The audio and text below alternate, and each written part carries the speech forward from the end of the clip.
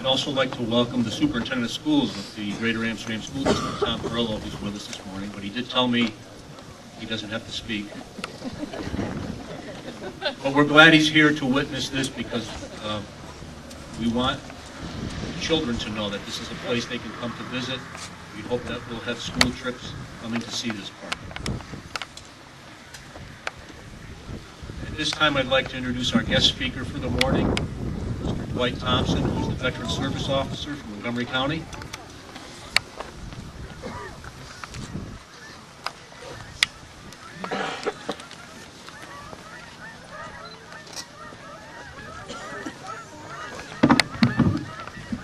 Good morning, everyone.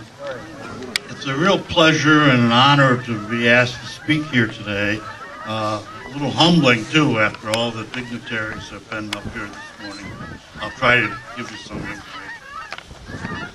I want to, on behalf of the Veterans Service Agency of Montgomery County, I want to offer my thanks to the Town of Florida Board for making this monument and memorial possible, and also to all the volunteers that have dedicated all their time and money to make it happen here. It's a beautiful park, and it'll be nice to honor our veterans as we go forward.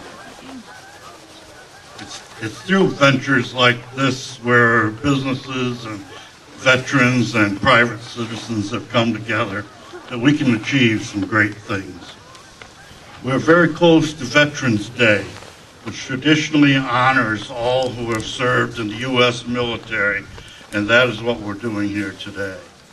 There's another group that we don't hear enough about and do enough for. That's the families of our veterans and those serving and protecting our nation today.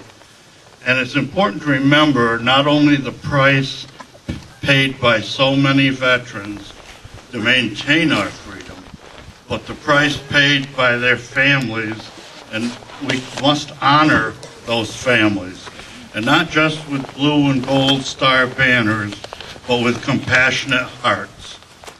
PTSD, traumatic brain injury, and life-altering war wounds not only affect the veteran, but can also take an enormous toll on the families as well. Sometimes all that is needed is a simple thank you to the veteran or his family for the sacrifice. Part of the sacrifice too often includes unemployment or underemployment when the veteran's military service is over. Companies should understand that it's smart business to hire veterans, and when members of the Guard and Reserves are deployed, it is America's business to ensure that their civilian careers do not suffer. We must not forget the unique needs of women veterans. There are more than 1.2 million women in America today who have worn the uniform. Women are a major contributor to our military presence in Afghanistan, and many have given their lives in the global war on terrorism. The VA must adequately treat these women veterans for all the illnesses they have and for the domestic violence, sexual harassment, and assault which often comes from their service. It is tragic that the men and women who allow us to be safe in our homes are often without homes themselves when they shed their uniforms. 1 in 4 of America's homeless population are veterans. 9 out of 10 of them were honorably discharged, and nearly half served during the Vietnam War. Too often, today's tattered citizens of the street were yesterday's toast of the town in a crisp uniform with rows of shining medals.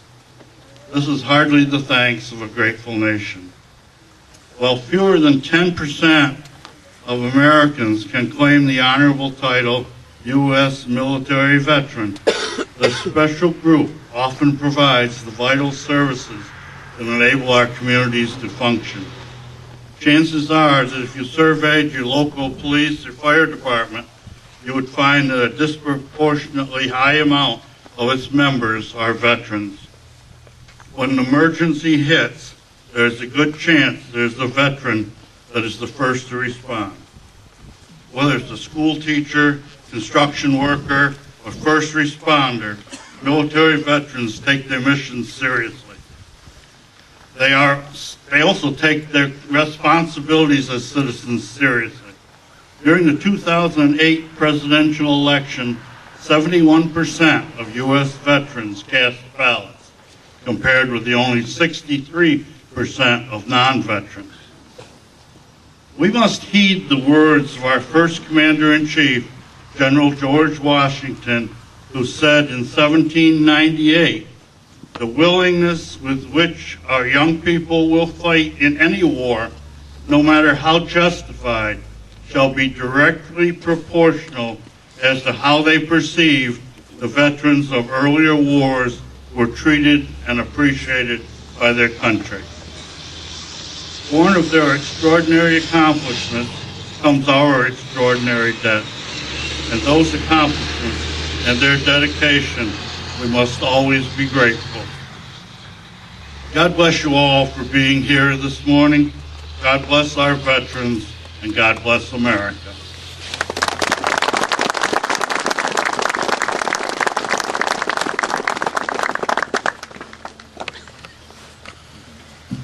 I'd like to call upon Bill Weller and Al Staley to come up and uncover the monument.